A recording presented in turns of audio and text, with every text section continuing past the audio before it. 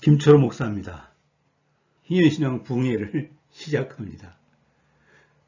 아직 오지 않은 새 것을 꿈꾸며 자본주의 바깥으로 여행을 떠납시다. 20세기 금융 시스템 속에서 개인 파산, 개인 회생이 중요한 것은요, 이렇게 갚을 수 없는 채무자들의 불량 채권이 부실 채권 시장에서 거래되고 그것이 좀비 채권으로 살아나서 채무자의 목숨줄을 움켜쥐고 채무자 가족 전체의 삶의 마당을, 삶의 자리를 뒤죽박죽으로 만들고 공포의 도가니로 만드는 그런 불법 주식 현상들 때문에 더욱 그렇습니다. 이 부실 채권 시장, NPA 시장이라고 하는데요. 저는 영어를 잘 못해서 읽어보시기 바랍니다. 이 NPA 시장이 열리는 주요한 이유는 금융회사들, 특히 은행이나 채권사들이 자기가 대출한 그 채권들의 자산 건전성을 분류하고 평가하는 방식 때문에 그렇습니다. 그 모든 은행들이나 모든 채권사들은 자기가 대출해준 그 대출 자산에 대한 건전성을 이렇게 분류를 합니다. 5가지로 분류를 하는데요. 정상, 요주의, 고정, 해수의문, 추정손실 이렇게 분류를 합니다. 정상은 대출이 이루어지고 이자를 잘 갚고 원금을 잘 상환하는 또박또박 이렇게 은행이나 금융권에 돈을 벌어주는 그런 대출 채권을 말하고요. 요주의는 연체가 되는 시점부터 요주의입니다. 연체를 하면서 연체가 90일을 넘어가지 않으면 채무자가 돈을 제대로 갚을 수 있나 없나 이렇게 주의해서 이렇게 살펴보는 채권입니다. 이런 요주의 채권 중에서 그 채권에 담보가 설정되어 있으면, 그래서 언제든지 원금과 이자를 회수할 수 있는 그런 담보가 고정되어 있으면 이걸 고정채권, 고정이라고 합니다. 이렇게 돈을 빌리고 이자를 갚지 못하고 원금을 상환하지 못해서 요주의 채권이 되었는데 담보마저 없는 경우에 회수 의무이라고 합니다. 이걸 대로 거둬들일 수 있을까? 원금을 회수할 수 있을까? 이자를 회수할 수 있을까? 이렇게 의문스러운 채권이 되는 거죠. 그러다 이게 이제 3개월이 넘어서 4개월, 5개월, 보통 이제 은행권에서는 1년이 가기 전에 한 6개월 정도 지나면 이걸 추정 손실로 여겨서 추정 손실 채권으로 이렇게 처리를 합니다.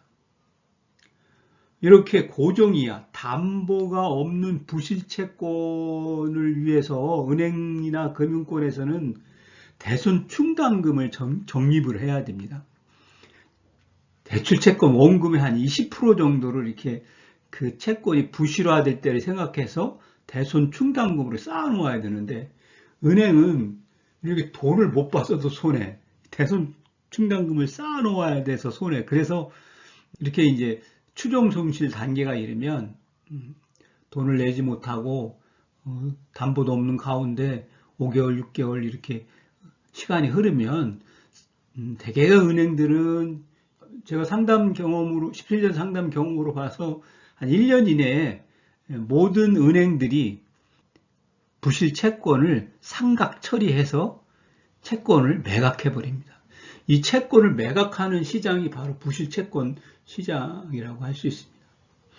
우리나라에서는 IMF 이전만 해도 이렇게 부실 채권 시장이라고 할 만한 것들이 존재하지 않았습니다.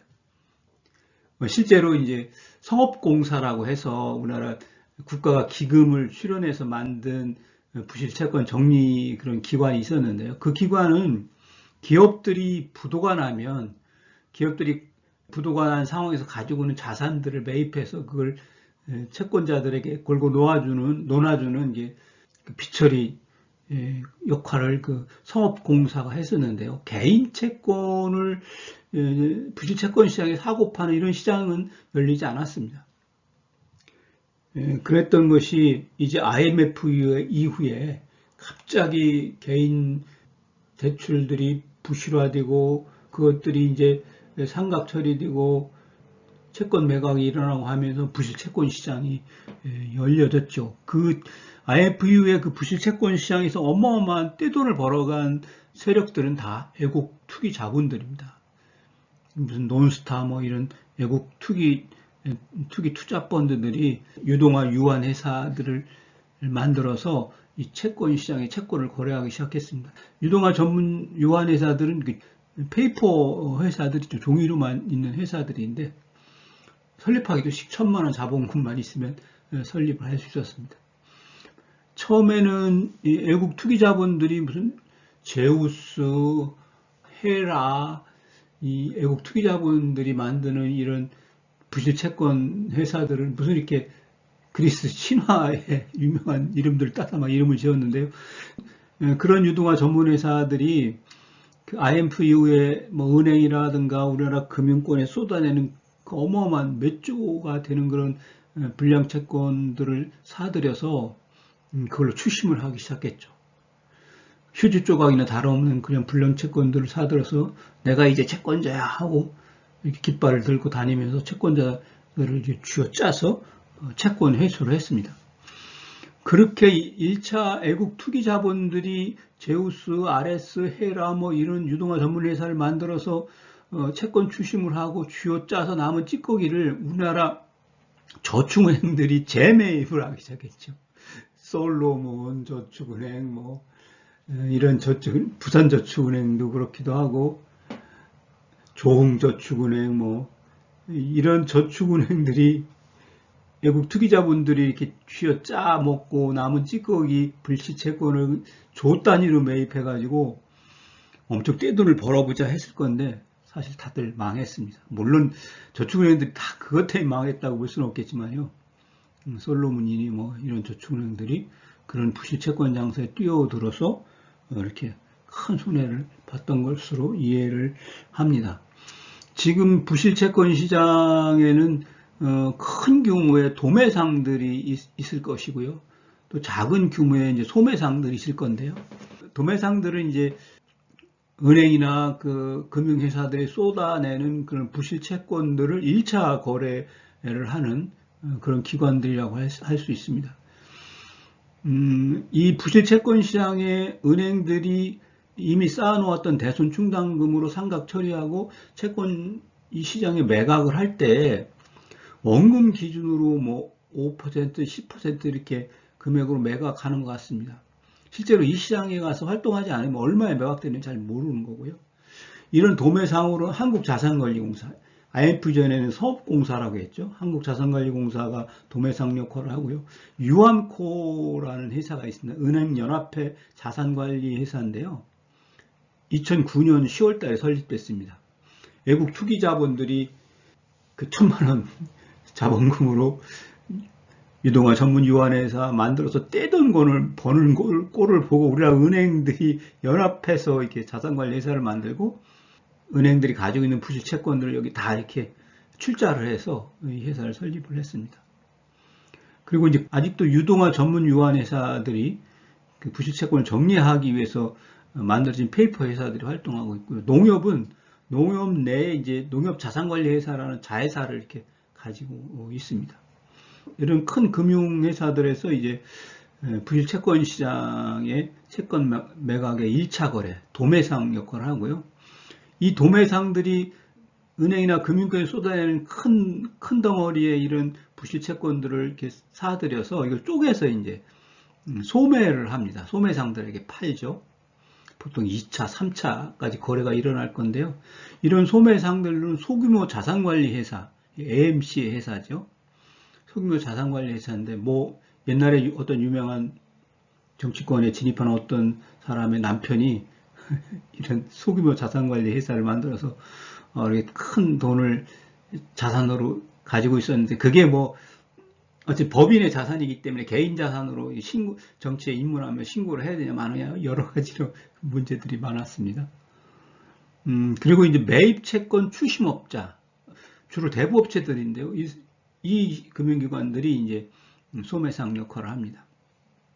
이 부실 채권 시장에는 한 3, 4년 전만 해도 그냥 아줌마 부대들 소규모 자산을 들고 이렇게 큰 떼돈을 벌려고 이렇게 금융 투자 시장을 이렇게 왔다 갔다 하는 그 아줌마들이 그냥 떼거지로 달려들어서 소매상 역할을 했습니다. 그런데 워낙 많은 개인들이 이렇게 부실 채권 시장에서 부실화된 채권을 사고 팔고 그걸 추심을 하고 이렇게 시장이 교란되면서 한 3년, 4년 전부터 개인은 이 부실 채권 시장에서 거래를 할 수 없도록 막아버렸어요. 그래서 개인은 대부업체를 만들든 아니면 소규모 자산관리 회사 법인을 만들든 법인을 만들어서 회사를 만들어서 이 시장에서 활동할 수 있습니다. 2020년 6월 매입 채권 추심업을 하는 대부업체가 886개, 매입 채권 원금이 한 46.2조 원 이 정도 되고요. 채무자 수가 438만 명에 이르러 있습니다. 대부업체들은 원래 고리지만 돈을 빌려주고 이자를 수취해서 돈을 벌겠다는 거였잖아요. 그런데 대부업체들이 보니 이 부실채권 시장에 가서 영업을 하면 떼돈을 벌 것 같걸랑요. 그래서 한 10여 년 전부터 끊임없이 그 금융위원회에다가 매입채권 추심업 등록을 할 수 있도록 매입채권 추심업자 허가를 해달라고 그렇게 난리를 치다가 결국은 매입채권 추심업자 허가를 받아냈어요. 그래서 대출도 해서 돈을 벌지만 부실채권 시장에 가서 부실채권을 사들여서 매입채권 추심업을 통해서 돈을 벌겠다라는 그런 대부업체들이 많이 늘어나고 있습니다. 매입채권 추심업만 전문으로 하겠다.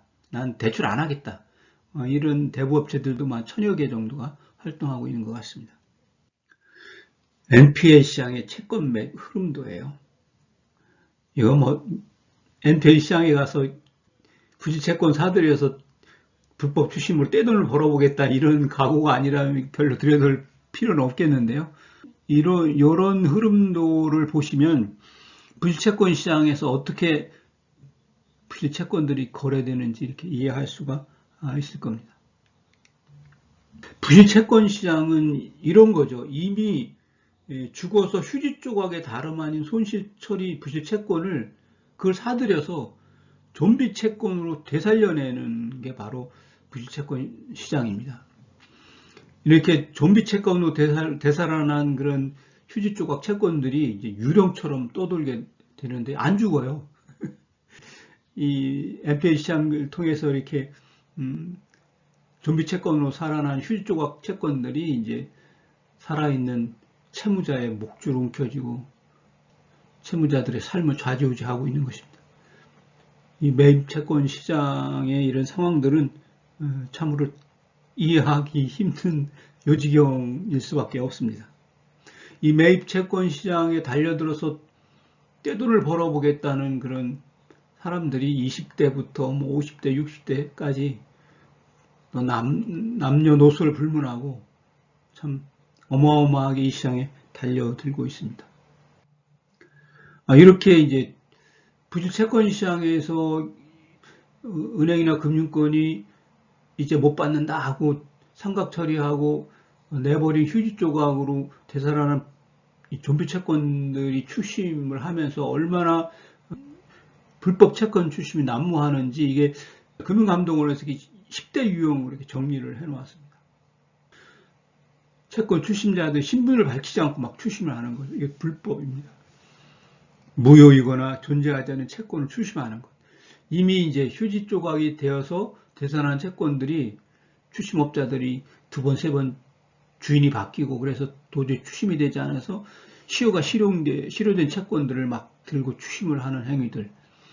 이 모든 채권들은 채권 시효가 있습니다. 일반 채권들이 보통 한 5년인데요. 채권 시효에 관해서는 다음 기회에 다시 한번 더 이야기할 시간이 있을 것입니다. 반복적으로 전화하고 또 아무 때나 방문하고 하는 거, 야간 저녁 9시부터 아침 8시 사이에 전화하거나 반복적으로 방문하는 행위들이 다 불법 행위입니다. 관계인 제3자에게 채무사실이 있다고 막 떠들어대서 창피를 주고 사회적으로 매장시키려고 하는 것들, 제3자에게 채무 변제를 요구하는 거, 아버지한테 아들의 채무를, 아들한테 아버지의 채무를 갚으라고 막 요구하고 딸에게 부모의 채무를 갚으라고 요구하는, 협박하고 하는 그런 행위들. 그 채권 추심을 할 때 협박, 공포심, 불안감을 조장하고 유발한 이 모든 행위들은 다 불법입니다. 또 다른 빚을 얻어서 이 빚을 갚으라고 막 강요하고 또 그런 길을 안내해 주기도 하고요. 이제 대환대출을 일으키는데 아주 악성 대환대출을 하도록 강요를 해서 자기 돈만 받아가지고 빠지는 그런 경우들. 대부업체들이 뭐 사채한테 돈 빌려주고 이렇게 알선하고 돈을 빌려서 자기 돈을 갚도록 하고 사라지는 그런 경우들도 많고요. 불법 대출, 무슨 작업 대출, 대출을 작업을 해서 대출을 일으키는 그런 경우도 있고, 또 개인 회생, 파산해서 면책받는 사람에게도 막 추심하는 이런 행위들이 있습니다. 그리고 가장 많은 게 이제 법적 절차, 빨간 글씨로 쭉 써서 마치 법원에서 보내는 문서처럼 가장하는 이런 행위들도 아주 많이 쓰이는 그런 불법 대출의 유형입니다.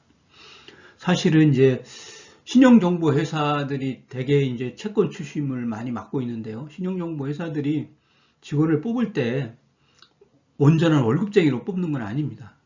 5, 60만 원의 그 봉급을 주고 나머지는 다 수당으로 이렇게 벌어가도록 이렇게 하는 건데요.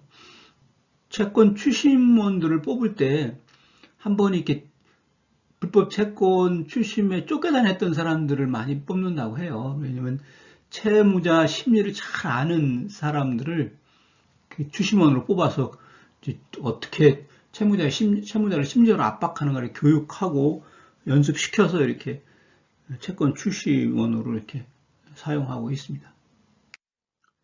대응 요령도 금융감독원에서 얘기를 하는데요. 채권 추심인의 신분을 확인하는 거예요. 너 누구냐? 이렇게 확인할 수 있습니다. 법적으로 확인할 수 있고요. 채무 확인서 교부를 요청할 수 있습니다. 너 뭔데 나한테 돈을 달라고 그래? 근거를 가져와. 이렇게 요구할 수 있고요. 채권 추심이 및 소속회사를 상대로 불법 채권 추심이 벌어지면 그것을 알리고 그거를 법적으로 고발할 수도 있고요. 가장 좋은 방법은 녹음을 해놓고 그것으로 금융감독원에 민원을 넣는 거예요. 민원을 넣으면 금융감독원이 반드시 확인해야 되기 때문에 채권사를 닥달하게 되고 그래서 이 불법 추심을 조금 이렇게 피해갈 수 있는데요. 어쨌든 채권 추심을 피해갈 수 있는 방법은 없습니다. 어떻게든 빨리 개인 파산을 하든 개인 회생을 하든 신용회복 법적인 제도를 통해서 빚더미를 벗어 던지는 게 가장 확실한 방법이고 그것은 우리 신현 비탄감 상담센터가 생기면 충분히 도와드릴 수 있습니다.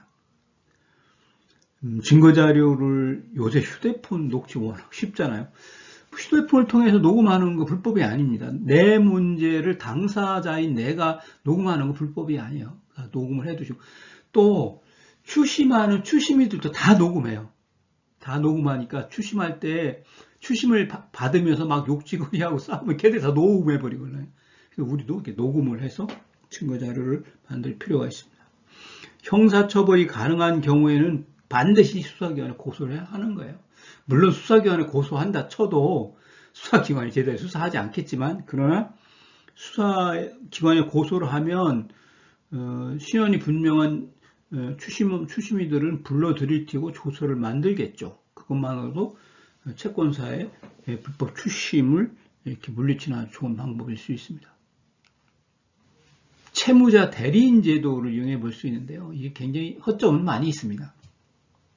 채무자를 대신하는 변호사를 고용해서 채무자를 대신하는 건데요. 변호사를 위임하면 모든 추심이 그 변호사에 가야 되는데 이 채권은 그 채권 시장에서 영업하는 대부업체들이 가지고 있는 채권만 그렇습니다. 은행이나 뭐 저축은행 이런 금융회사들이 직접 가지고 있는 채권들은 여기 해당되지 않아서 사실 이게 큰 의미는 없지만 지독하니 이렇게 추심 행위를 하는 게 부실채권 시장에서 영업하는 대부업체라고 하면 그러면 유용할 수도 있습니다.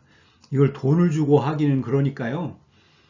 서울 같으면 이제 금융복지상담센터, 서울금융복지상담센터 가서 대리인 제도를 무료로 이용할 수 있고요.